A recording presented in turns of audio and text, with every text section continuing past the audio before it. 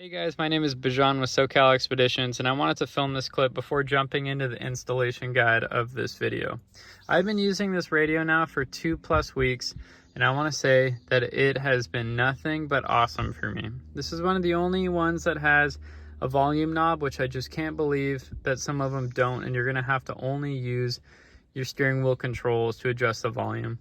But this is 8 GB of RAM. I've never had a problem with the CarPlay. It functions perfectly, as well as the rest of the head unit itself. Stick around and watch this video if you're looking for this CarTech Studio head unit, as well as how I matched the bezel, how I installed it, how I got the hazard to work perfectly.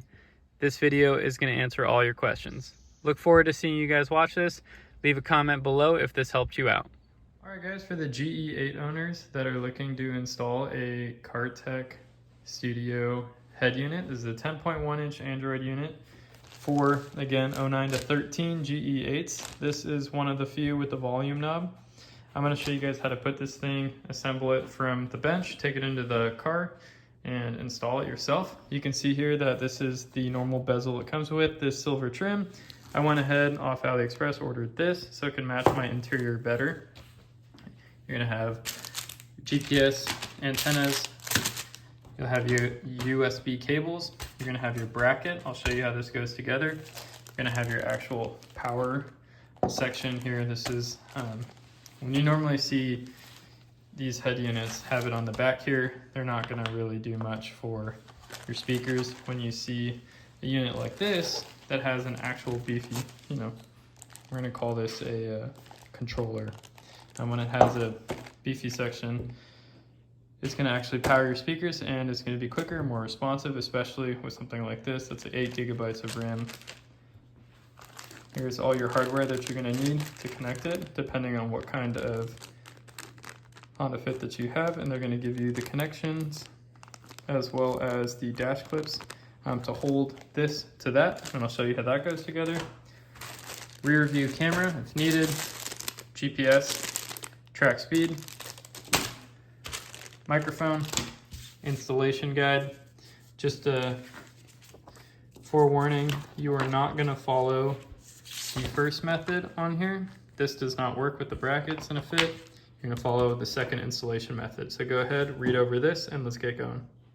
So in my case, as I'm switching over bezels, first thing to do is undo these screws, pop the display out, and we're gonna throw it on the new one. 4 screws, take that off. Get your new frame, lay your new frame down, screw holes line up, put the screws back. Next up, we're gonna go ahead and grab these clips, throw them on this bracket. Then you're gonna take the screws that are supplied with it, look like this, send the package together, tighten them down. After you install all these clips, and make sure you're not tightening them down too much, it's plastic so it's going to break. You're going to use these, and you're going to put 1, 2, 1, 2 with the bracket over it, of course. Same on the other side, and these are also going to be used to tighten 1, 2 onto 1 and 2, the threaded holes. Now once you got these all tight, doesn't really matter which way you have it facing, it's the same, but I just do letters up. We're going to thread the ribbon cable through the middle, right here. It's like a winch almost. And then again, tighten right here to right here with those bolts. Once we get to right about here, I'm gonna stop. I'm not gonna put these clips on the back of the display yet because I wanna see where it fits on the vehicle, and my guess is the lower that we put it, the lower the the amount of leverage applied on it versus putting it higher. So I just want to see where it lines up. So we're gonna stop here. We're gonna go to the car and take it apart. In the car, first thing we're gonna do is remove this cover right here, plastic trim tool underneath, and pull back, and this will pop out. We're gonna do this side and this side. Next, we're going to open the glove box. We're going to squeeze the sides and pull it down. If there's a damper on the side, just undo the damper and it'll come right out. So normally there's supposed to be a bolt right in the middle section right there. I'm gonna zoom in on it. However, this bolt is not here, which kind of sketches me out because I see some wiring that's not factory here. So maybe someone had some fun with this before. Anyways, there is no bolt in any area. So we're gonna go ahead and pry from the top here and see if this head unit's gonna come out.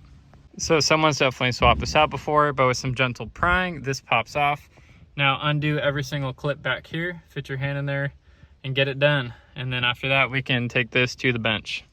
So after we get the stock radio out, we want to take this portion and the airbag lights. So we're going to undo all the screws holding it down and swap it over. We're also gonna rob all the clips. We're gonna take these clips with us to the new one. As you can see, it has no clips, so we need them. After that piece is off, we're gonna take the airbag light as well as the hazard switch off. The hazard switch transfers right over, but the airbag light is gonna tuck behind the dash. So I was expecting it to be wonky, and I was right. First off, if you use the original trim it came with, right, and you're trying to put your hazard in, it doesn't even line up. Not even close. Not a chance.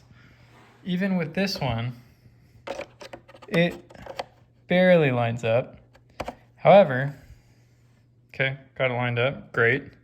The screws don't fit, and they don't give you any screws that fit. So you kind of got to make do with what you have and line it up.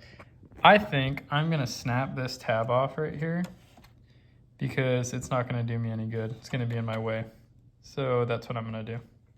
So of course, another problem, found the right screws. However, now the hazard button's getting stuck on this, so we're gonna grab a Dremel and expand that area just ever so slightly.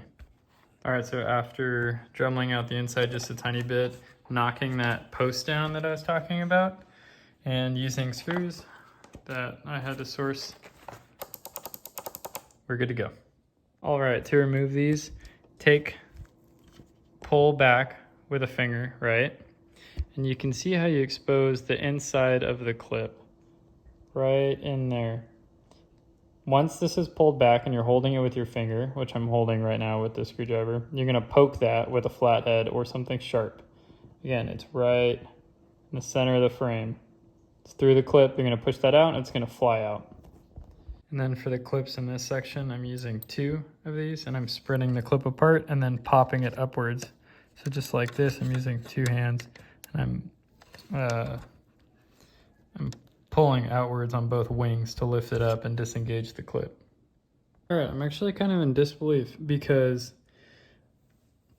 look, these are the screws, technically, these ones. These are the screws that hold on this trim piece to the stock, right? These, if you use them in this hole, they're gonna absolutely destroy the plastic. They don't include anything to do it. So you could not do this install using the screws that they provide, because if you do,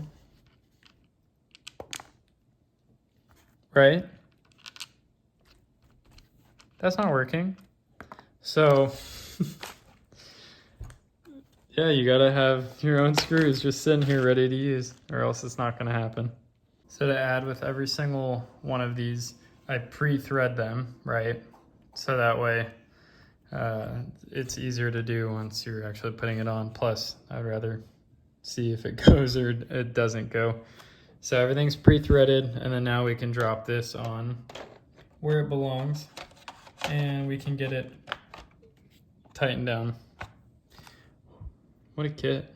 So now we got the clips mounted to the display, and it's time to attach the ribbon cable. It's important to note the direction of the ribbon cable.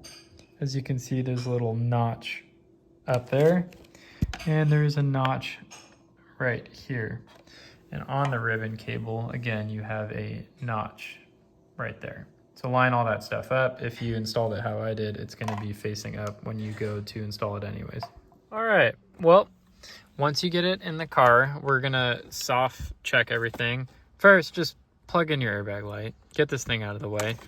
Your harness is going to attach to your main harness, and as you push it in harder, this is going to clip down, so you know it's clipped. Off your harness, you have this one that again plugs in. I have no plug for this, so I'm going to say that it's not getting used again. I will double check the bag and everything, but I don't see where I have a plug for this. Other than that, I'm out of connectors down here. This one is going to plug into the hazard slot. And we're gonna set this up, make sure audio works and everything, and we're gonna clip it back into place when we're ready. If you're like me and you're installing a microphone, this is a great time to run it.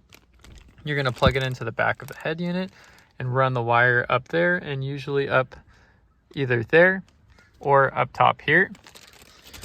USB cables, we're gonna install these. We're gonna plug them in, one of them into the back of the head unit, and we're gonna run it right into here. Should be a pretty quick run. I actually don't know about these. We're gonna see where we're gonna put the USB cables. We'll put it somewhere that makes sense. Other than that, if you want your GPS and antenna and stuff, I would mount it back somewhere here. Plastic piece, don't mount it to any metal. Just make sure that it's kind of out of the way wherever you put it. All right, so we're ready for final install. I will comment and say this, that I do not use the microphones that come with these things. The microphones, in my opinion, are just junk, and that's because you have the internal problem of the microphone on here fighting this microphone, fighting with that microphone, and it just sounds terrible. You can see I bubble wrap this. That's because I don't want to hear it clanking against something. This helps. I've had an issue before, and I had chased it down to a wire that I didn't put bubble wrap around. Normally I use some kind of foam tape like this, but this is what I have, and it's going to work just fine. That all being said, everything is plugged in. This is the last thing to get plugged, and then this thing just clips into the dash, and we're done. And just like that, we have the head unit installed. When you go to clip this in, you're going to need to give it some. Just get it kind of lined up and then go for it. Again, I didn't install the microphone. I know that they don't really work. I didn't install the 3 or 4G antenna, 5G antenna, or any of that stuff. I just don't care for it. It doesn't do anything. Once you have Apple CarPlay, it's kind of all you want. The color match. So from this angle, looks really good, right? This angle doesn't look so good. So I kind of can't be bothered because it looks like my direction when I'm looking that way all the time it looks great, so I'm happy with that. My USB cables, I ran one right here, and I ran another one right here, which I'm about to tuck underneath this plastic trim and have it sit somewhere right here so I can plug in a phone. I didn't run anything down here and bring it out. There's just no point for that for me. I've ran this setup before, and a passenger is able to charge their phone just by using this. And when they don't need it, you can kind of tuck it up and out of the way, and you just know it's living here. Going ahead and starting it up for the first time.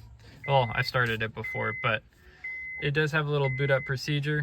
I haven't done any of the programming yet on this stuff. Like, I haven't taken the beep off or anything, but I do know off the top of my head that you're going to have a factory setting area, and I think this one might be 0008888. There you go, 8888. So now we can make some additional adjustments if needed. Some stuff that I will tell you right off the bat might be a problem. Screen adjustable range. That kind of is going to be a thing that at night when you are driving, you're going to want to reduce your brightness minimum. I don't know until it's nighttime, but it's one of those things that you can mess around with all the different settings that you have. Some really quick ones that you can do is turn your beep off. I can't stand it. Much better. External, you can change it to built-in if you're like me.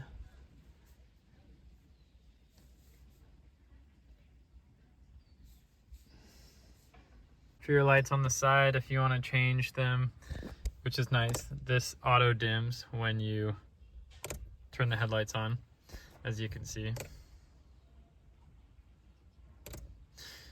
If you want to change the speed, you do it on the colorful light mode, the magic mode speed. You can do that right there. To learn your steering wheel controls, I'll teach you how to do this really quick. You are going to go into your settings, your common.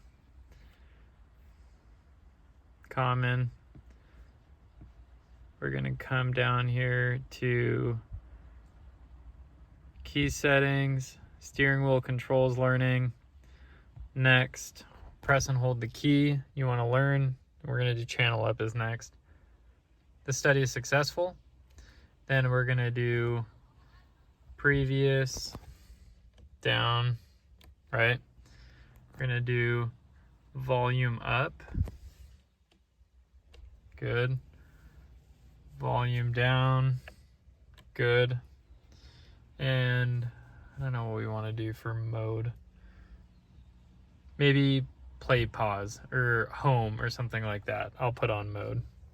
After you finish doing everything, just hit save. So now you can see that would be good if it went to Apple Maps, but it's not good because it doesn't. However, you can see that you can change everything with these steering wheel controls again. All right, guys, that's going to be it for this video. It is installed. It looks great. I still have the film protector on it, but everything works as advertised. The volume buttons work. I can pause, play, and I can program everything how I see fit. Again, you can spend time in the menu adjusting things.